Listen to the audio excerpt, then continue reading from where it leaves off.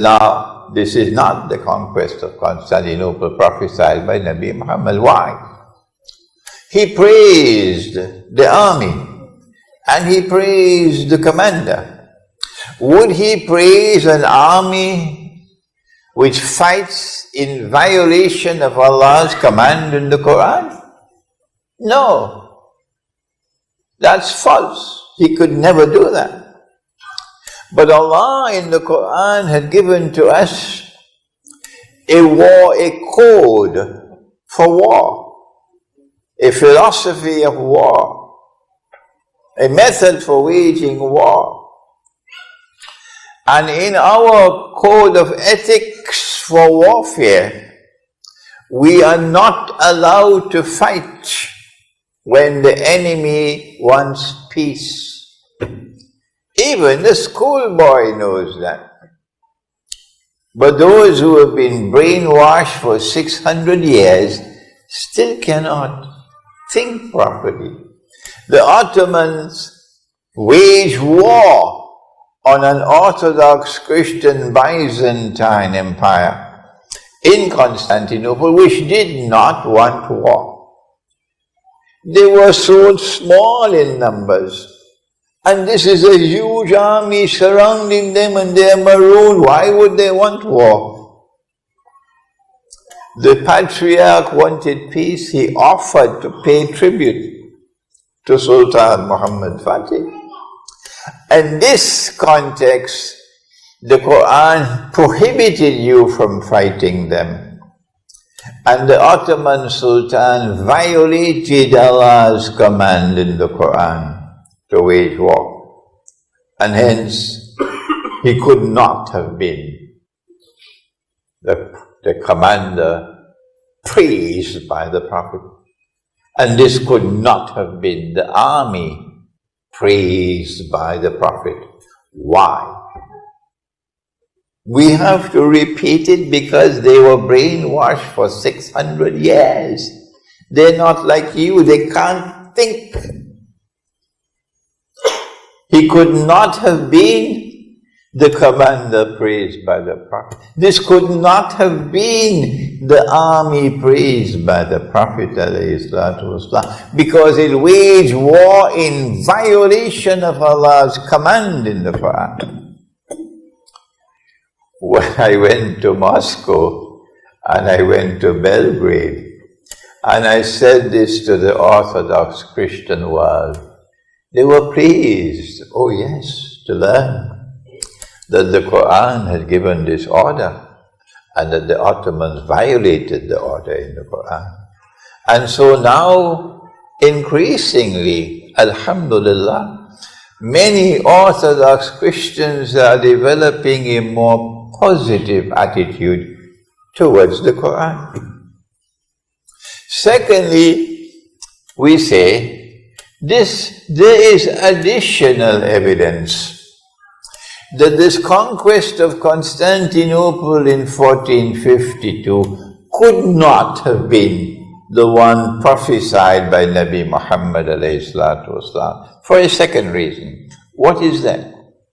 The first thing that the Ottoman Sultan did when he conquered Constantinople in 1452, I have to keep on repeating, because there are some people who are hearing this subject for the first time, because nobody teaches this subject, so you have to excuse me.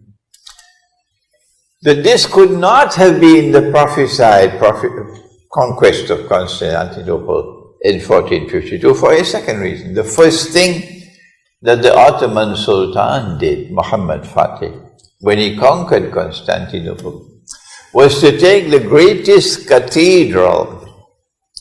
You know, you have Surau, then you have Masjid, and then you have Masjid Jamia. Masjid Jamia, where you have the Salatul Jummah and people come from far and wide, big gathering. So too they have the church, and then they have a cathedral. Cathedral is where you have the biggest gatherings.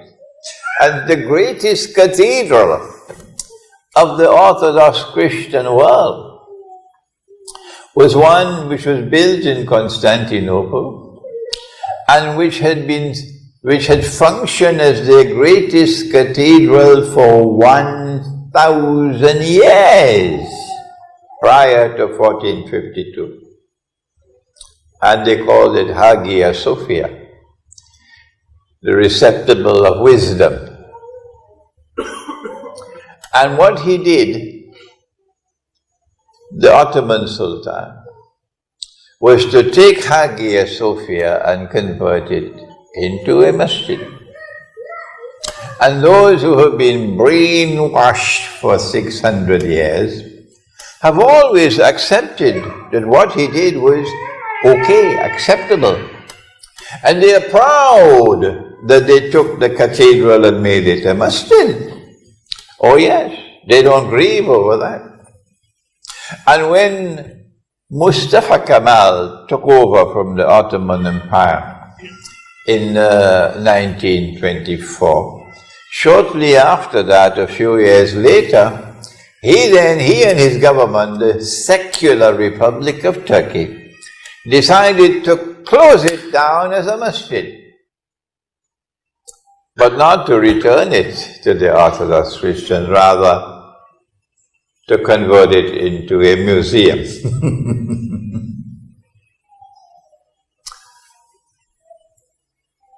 Those who have been brainwashed for 600 years